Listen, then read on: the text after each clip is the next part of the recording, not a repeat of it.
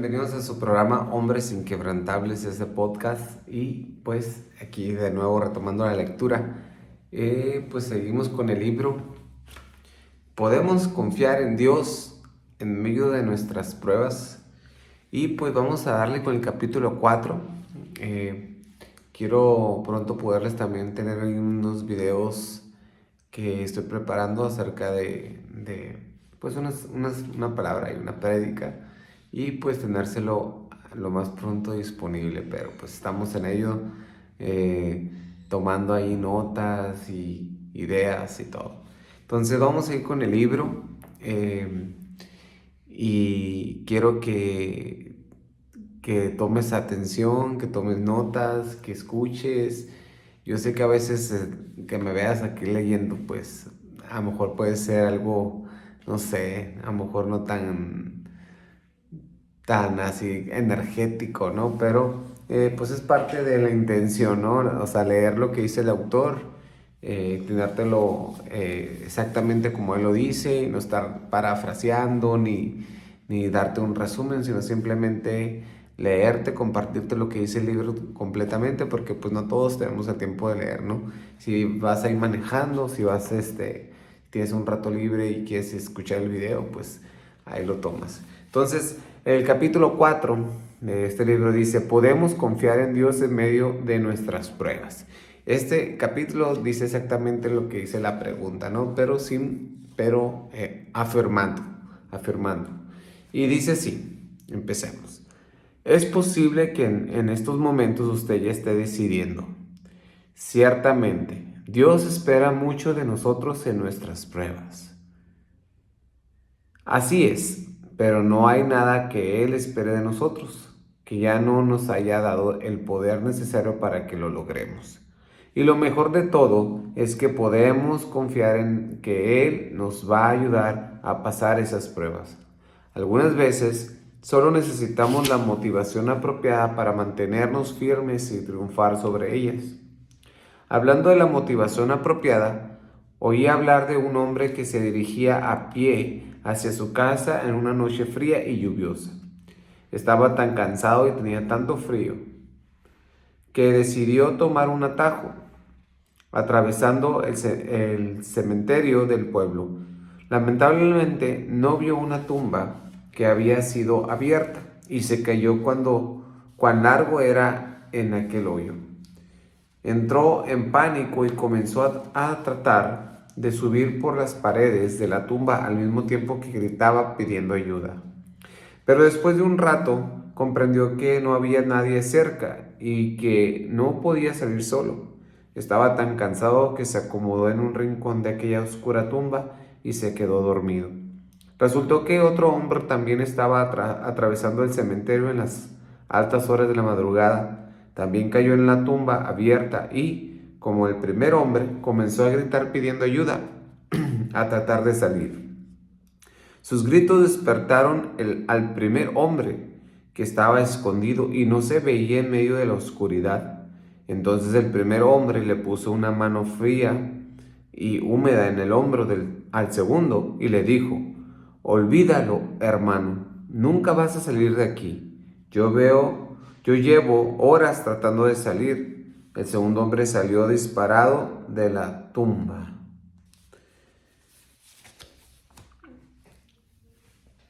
Bueno, dice, nos rodea una gran nube. Con la motivación apropiada lo podemos hacer casi todo.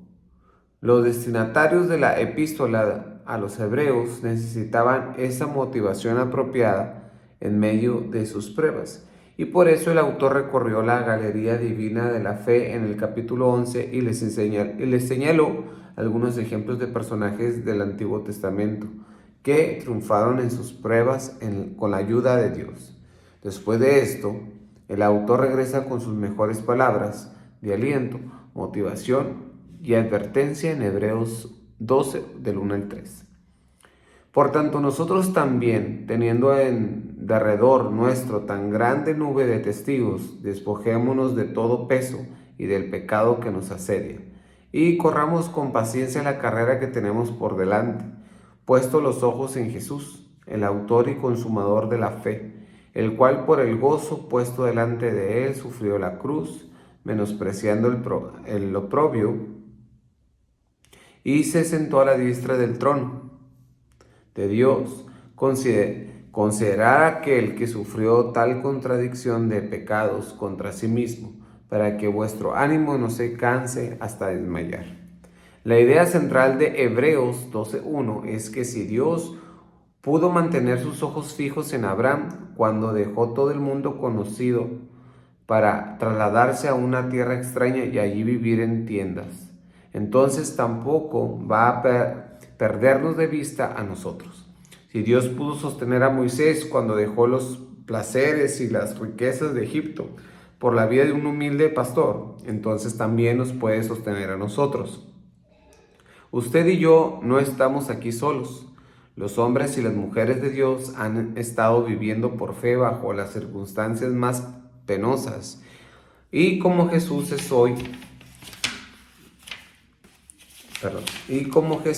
es hoy, el mismo que era ayer. Veas en Hebreos 13:8. Podemos confiar en que Él nos va a guardar con su poder. Podemos confiar en Dios en medio de nuestras pruebas. Nuestra fe mueve el poder de Dios. Confiar en Dios cuando no podemos ver dónde nos está llevando o cuando parece como si nos dirigiéramos a un precipicio es un acto de fe. La fe es el tema de Hebreos 11. Como nos dice el primer versículo, es pues la fe certeza de lo que se espera, la convicción de lo que no se ve. La fe consiste sencillamente en creer a Dios teniendo una seguridad absoluta de que Él es totalmente veraz en todo lo que dice. Tiene un contenido definido, aunque no se pueda ver ese contenido en la fe. La cuestión siempre está en su objeto, no en la fe en sí misma.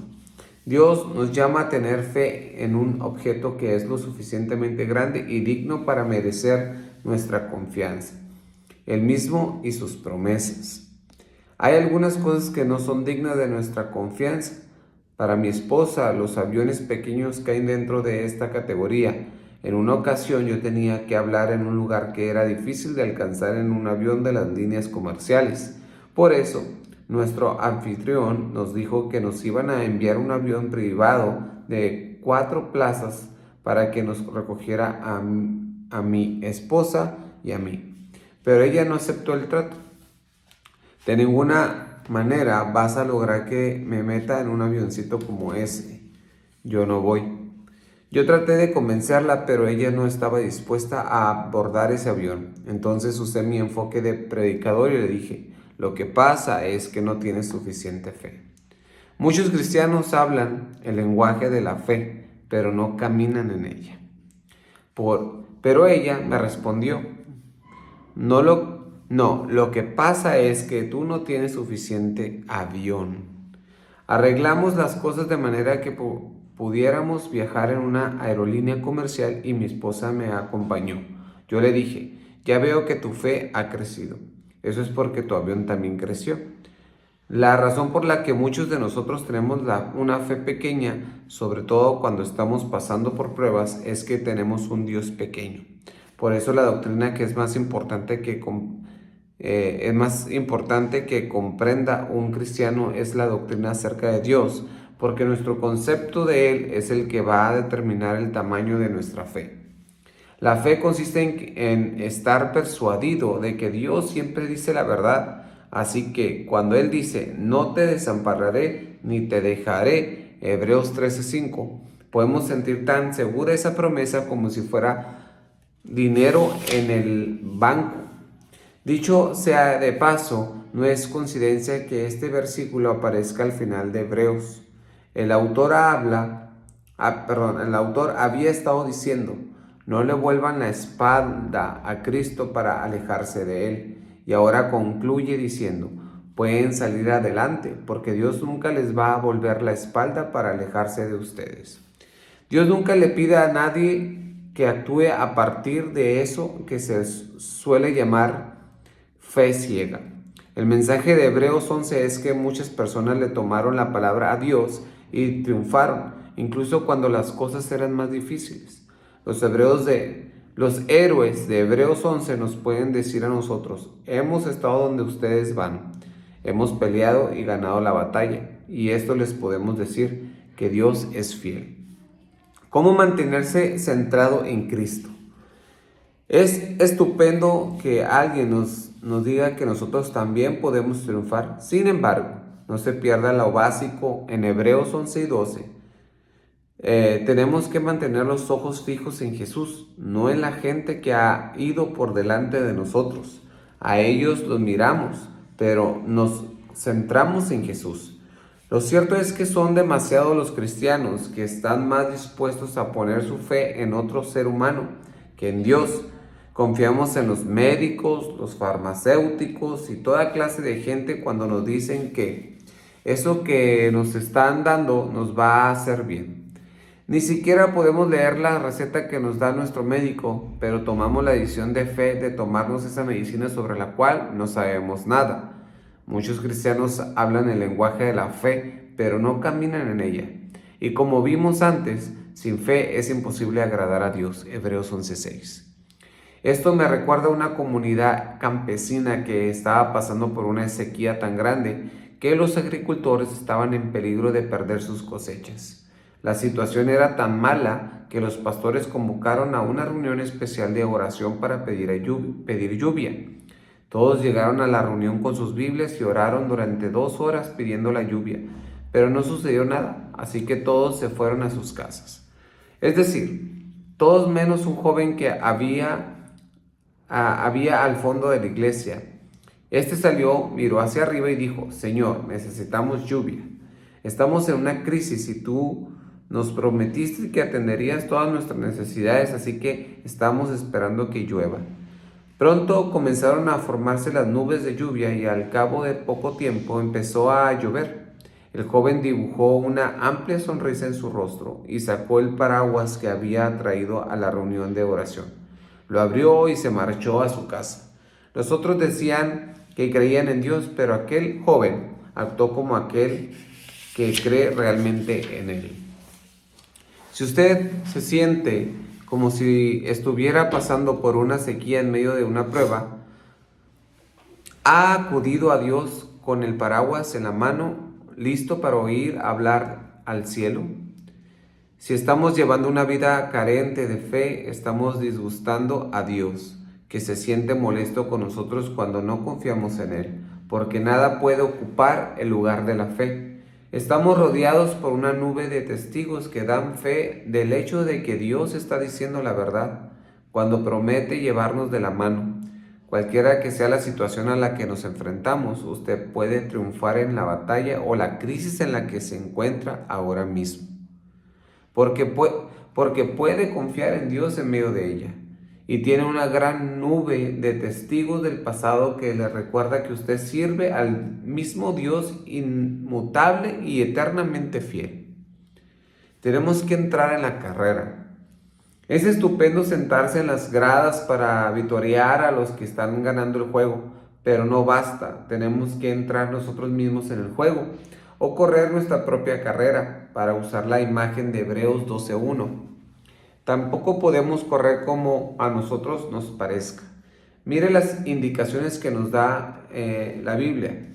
Puesto que estamos rodeados por estos testigos, el reto que tenemos ante nosotros es el de despojarnos de todo peso y del pecado que nos asedia. ¿Qué pecado tiene el poder de asediar a Cristo y hacer que todos tropecemos? Bueno, si el contexto de estos versículos es la necesidad de fe, el pecado que tanto nos asedia es el pecado de incredulidad. La incredulidad tiene tanto poder que fue capaz de retener a toda la nación de Israel, alrededor de 2 millones de personas fuera de la tierra prometida durante 40 años.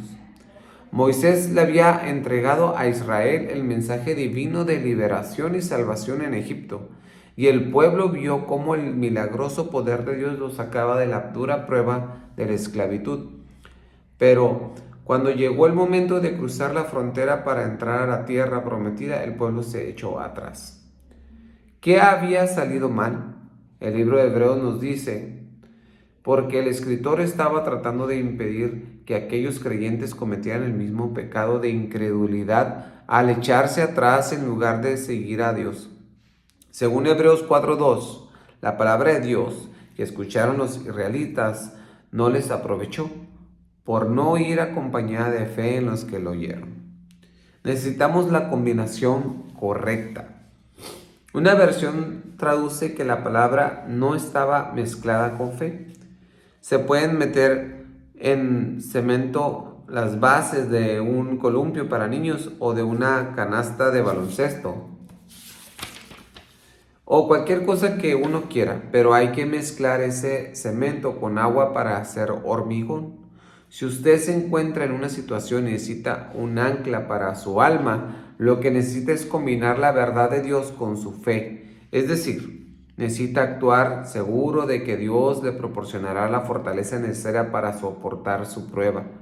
Hebreos 12:1 dice que, una vez liberados del pecado de incredulidad que nos asedia, podremos correr con paciencia la carrera. Esto está de acuerdo con lo que afirma Santiago acerca de nuestras pruebas. Tenga la paciencia su obra completa, Santiago 1:4. Siga adelante, no se dé por vencido. Confiar en Dios es lo que impedirá que usted entre solo en su crisis. Usted dirá, pero es que estoy cansado. No importa, Dios le va a dar gracia para seguir adelante el día de mañana, y mañana va a ir a su encuentro con más gracia para seguir adelante pasado mañana. Necesitamos escuchar la orden dada por Jesús al respecto. No os afanéis por el día de mañana, porque el día de mañana traerá su afán. Mateo 6:34. En estos momentos, tal vez no vea nada más que la crisis, pero la palabra de Dios le asegura que Cristo se encuentra presente en esa crisis. Y en realidad, eso es todo lo que necesita saber cualquiera de nosotros. Por eso se nos dice en Hebreos 12:2 que mantengamos los ojos fijos en Jesús. Él es el autor, el arquitecto de nuestra fe y su consumador, el que la completa. Lo cual equivale también a decir que Él lo es todo entre el principio y el fin de esta carrera que se llama la vida cristiana. El momento de mirar hacia el Salvador no es solo el momento de que las cosas van bien y estamos cantando sus alabanzas, sino también es el momento cuando el dolor es más intenso y sentimos como si nos fuéramos a derrumbar en cualquier momento. Sin miedo al horno. ¿Se acuerda de los 3 jóvenes hebreos de Daniel 3? Eran cautivos del rey Nabucodonosor de Babilonia. Así que consideró que esto reúne las cualidades de una prueba. El rey había hecho una imagen de oro y había decretado que todos en Babilonia se tenían que inclinar ante ella y adorarla. Pero aquellos 3 jóvenes judíos no podían hacer eso sin violar el mandamiento divino de no adorar a ningún otro dios. Así que se negaron. Ahora el viejo rey Nabucodonosor creyó tener la carta del triunfo en la manga, porque si no lo adoréis, en las mismas horas seréis echados en medio de un horno de fuego ardiendo. ¿Y qué Dios será aquel que os libre de mis manos? Decía ahí en Daniel 3:15. En lo que el rey respecta, las únicas opciones eran adorar o arder. Sin embargo, aquello no movió para nada a aquellos jóvenes hebreos, porque ellos tenían una tercera opción: creer. Me encanta lo que le respondió el rey. No es necesario que te respondamos sobre este asunto. En otras palabras, esto va a pasar muy rápido. No necesitamos ni pensarlo, Alteza. Ya lo hablamos antes de aceptar este trabajo y acordamos que si llegaba el momento de escoger entre nuestro Dios y tú saldrás perdiendo. Si nuestro Dios quiere, Él nos puede librar de tu horno ardiente, porque Él es capaz de hacerlo. Pero aunque no quiera, y nos hacemos hasta morir allí adentro, Él sigue siendo el único Dios y nosotros no vamos a adorar a tu absurda imagen. Ahora bien, le explico que no se salte la frase con la que comienza el versículo 18. Y si no nos libra del fuego. Nos encanta escuchar la parte de la historia en la que Dios libera a los 3 jóvenes hebreos del horno de fuego y más tarde liberaría a Daniel de la guardia de los leones. Y está bien, porque son emocionantes ejemplos del poder que tiene Dios para liberar a los suyos de las peores pruebas que nos podemos imaginar. Pero lo importante de Daniel 3:18 es que estos 3 jóvenes se daban cuenta de que Dios podría decidir que no los libraría de la forma que ellos esperaban. Comprendían que si desafiaban al rey y confiaban en Dios, los podían echar al horno y sacarlos hechos un churrasco. Sin embargo, lo que Dios decidiría estaría bien para ellos, porque creían en Él, en que Él actuaría a su favor, y pusieron en acción su fe cuando todo lo que habrían tenido que hacer para evitar una sentencia de muerte era doblar las rodillas por un segundo delante del rey. Cuando fijamos los ojos en Jesús y comenzamos a actuar conscientes de que lo dicho por Él es cierto, estamos en una situación en la que solo podremos ganar. Aunque usted salga de su próxima prueba en un horno de fuego con los pies por delante, ausentes del cuerpo y presentes al Señor. 2 Corintios 5:8. Con Cristo es imposible perder. Con Dios son 4. Amigo mío, no le puedo prometer que la confianza en Dios lo vaya a sacar de su crisis. Sin embargo, sí le puedo prometer que confiar en Dios es lo que impedirá que usted entre solo en su crisis. La Biblia dice que un cuarto personaje se unió a los jóvenes hebreos dentro del horno de Nabucodonosor. Veas en Daniel 3:25. Yo creo que cuando los 3 jóvenes se vieron en el horno, no se deprimieron. Me parece que deben haber estado cantando los cánticos de Sión. Tenían el gozo del Señor, el mismo que tuvo Jesús aún a la sombra de su cruz. El gozo de Jehová es vuestra fuerza. Nehemías 8:10. El autor de Hebreos dice acerca de Jesús, el cual por el gozo puesto delante de él sufrió la cruz. La cruz no era algo por lo que Jesús habría querido pasar, pero fijó los ojos en su Padre del cielo y en el gozo que tendría cuando hubiera realizado a la perfección la voluntad de ese Padre, redimiendo a unos pecadores sin esperanza como nosotros y saliendo triunfantes de la tumba 3 días más tarde.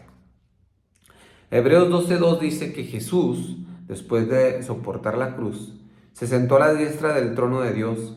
Eso es muy emocionante porque significa que Jesús terminó su obra redentora y ahora está entronizado en el cielo. Después leemos en el versículo 3, considerad a aquel que sufrió tal contradicción de pecadores contra sí mismo, para que vuestro ánimo no se canse hasta desmayar. Permítame mostrarle algo que espero que lo ayudará a mantenerse firme y a tener gozo en el corazón mientras pasa por las pruebas de la vida. La Biblia no solo dice que Jesús está sentado a la diestra del Padre en el cielo, sino también que nosotros estamos sentados con Él en los lugares celestiales, Efesios 2:6. Esto no es solamente algo que vayamos a disfrutar algún día cuando lleguemos al cielo. Es nuestra realidad actual como creyentes. Por eso, si usted se siente a punto de descorazonarse en medio de su prueba, antes de echarlo todo a rodar, mire hacia arriba para ver a Jesús sentado a la diestra del Padre. Y porque usted está allí con Él, también tiene acceso a todo lo que Dios Padre tiene para usted. Jesús se sentó porque había acabado su carrera, su obra como Salvador nuestro. Y ahora su poder, su gozo y su gracia se hallan a nuestra disposición para ayudarnos a terminar nuestra carrera. Mantenga los ojos fijos en Él, que es el autor y consumador de nuestra fe. Y este es el capítulo 4. Les deseo lo mejor, que puedan haber tenido una gran bendición de esta palabra. Y pues nos vemos hasta la próxima. Saludos a todos. Este fue su podcast, Hombres Inquebrantables.